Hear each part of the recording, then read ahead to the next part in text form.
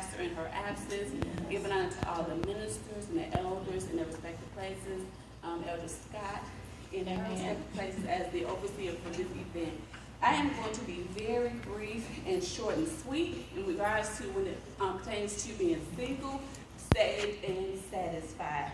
Everybody in the room, if you're happy and you know it, clap your hands. I did that because a lot of times going through life, what we have to understand is that a lot of things have been dictated unto us before we were actually able to understand who we are and what we were called to do. So a lot of times we walked around and things were given to us under demands, they were under commands and suggestions. And we were told, even as children, shut your mouth, you don't have a thought or an opinion to say. And so a lot of times that took away our voice in regards to who it was or what we were becoming. And so I looked at saved, single, and satisfied, and here it is at the age of 36, pushing 37 in a couple of months. And I have an 18-year-old. And one thing I can say is I never planned to be a single woman as a single mother in the world that we live in today. I had to get to a place where I said, okay, you know what? As much as, one thing I realized is that prophecies were coming. They were coming left and right, like most of us experience. And one thing that I realized that I had to learn is that I had to let the word work and not me try to work the word. Amen. And so what I did as a single woman is I looked, and everybody that was genuine, everybody that was kind, everybody that was nice, everybody that smelled good, I'm speaking in regards to a man. Fresh haircut, nice little Timbs, baggy jeans, nice who could articulate, had some type of meaning, some type of job. I looked at him as a potential mate because I was trying to make the word work when I should just let the word work for me. Mm-hmm. So when we talk about saved, what is saved? Saved means to keep safe or rescue from harm or danger. It means to keep or store up for future use. Here it is, sanctified means to be set apart. Single means only one intricate or one single unit.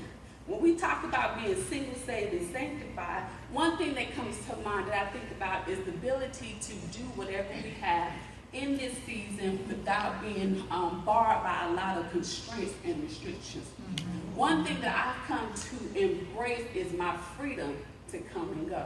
Mm-hmm. I have the ability to unlock my door when I feel like unlocking my door, except when I have to answer to Miss Jessica, who pretends that if she is my husband. But that teaches me that I still have to give an accountability as to who I am, where I am, and what I'm doing. Mm-hmm. So I look at my lifestyle and I look at single, saved, and satisfied, and I say, okay, God, a lot of times being single, saved, and satisfied is a taboo to most of us in the church. Mm-hmm. It's a taboo because we don't necessarily deal with what it means to be single, saved, and satisfied.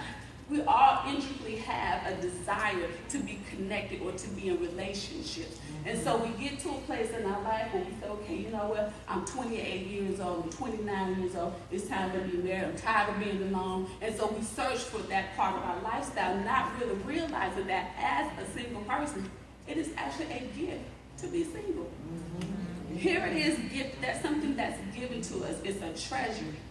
And I looked at the parable in Matthew 25 and 14, where he talks about the talents that he gave to those, that he expected them to make an investment, so when he returned, that they had done something with it.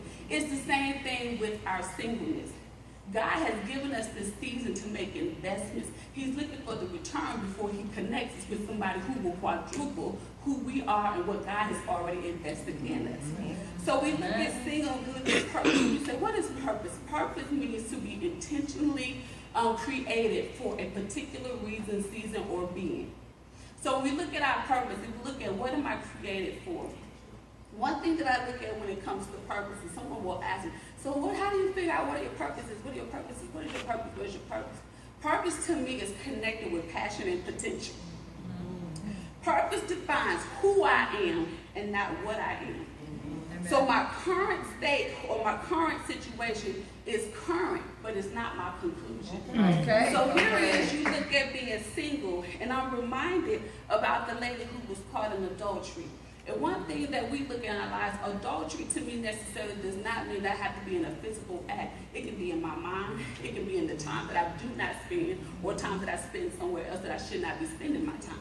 And so with that, you look at that story, and I said, okay, God, you know, she got the accusers around, and he said, those without sin cast their first stone. But the thing that I realized is that he stooped down in the dirt. And one of the things that I can conclude as he stooped down to write is that although her current situation was not her conclusion, it showed us that God was still writing her story. God was still writing her story. When it comes to purpose, purpose pulls on passion, and passion exposes your potential. All right.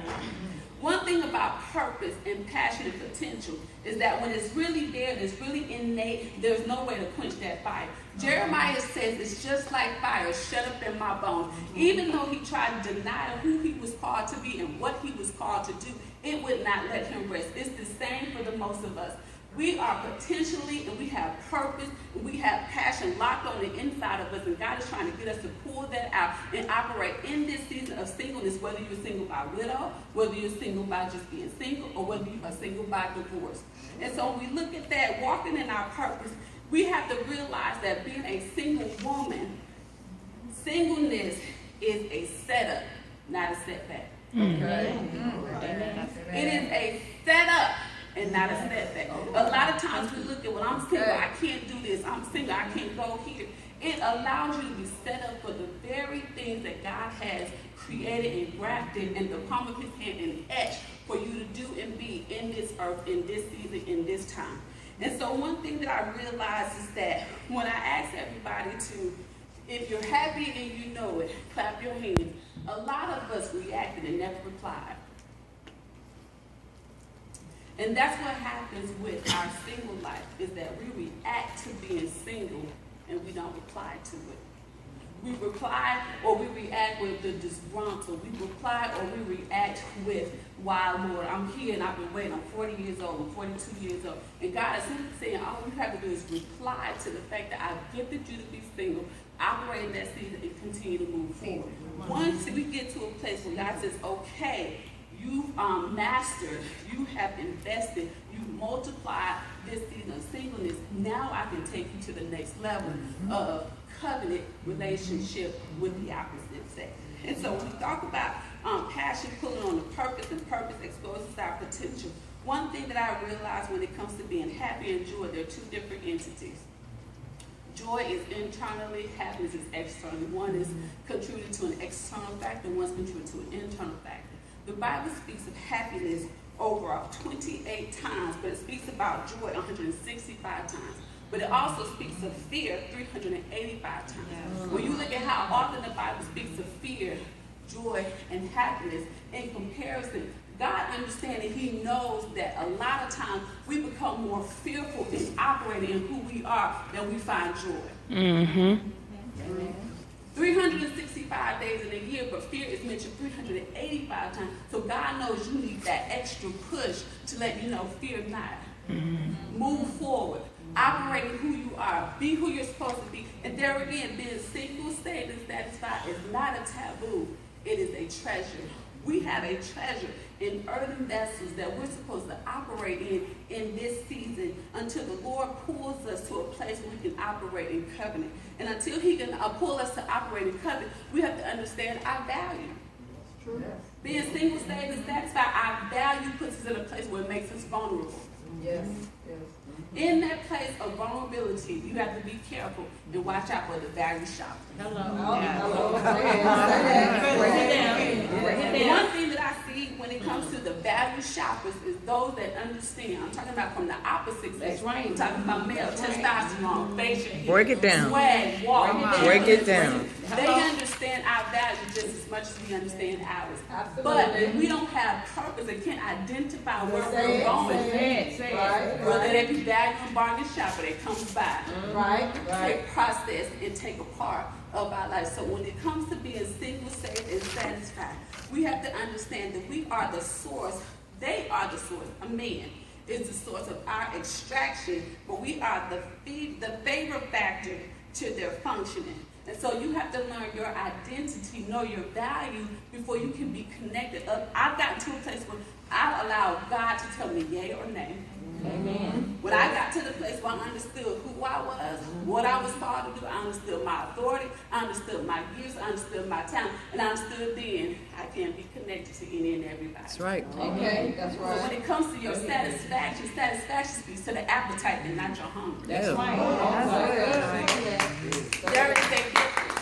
You can have an appetite for sound when you keep giving me tilapia. It only tastes good the hunger, but never satisfies the appetite that you have. So in this season of being single, saved, and satisfied, we got to get to a place, embrace the place where we allow God and our purpose and our gifts and our talents to take care and satisfy the appetite and not just our hunger. One thing about being saved, single, and satisfied, it's important to be healed, to be whole, and to be honest with yourself. Right, Your right. identity is internally developed. Society and culture and some churches are killing us with falsities and fallacies. We've got to come to a place of realization, be real with ourselves, and be honest with the things that God has called us to do. In conclusion, there again, saved, single, and satisfied is not a taboo. It is a treasure. We've got to understand that our value makes us vulnerable. Be careful of the value shoppers. We've got to get to a place where we are healed, we are whole, we are honest with ourselves. Understand that your purpose pulls on your passion, and your passion exposes your potential.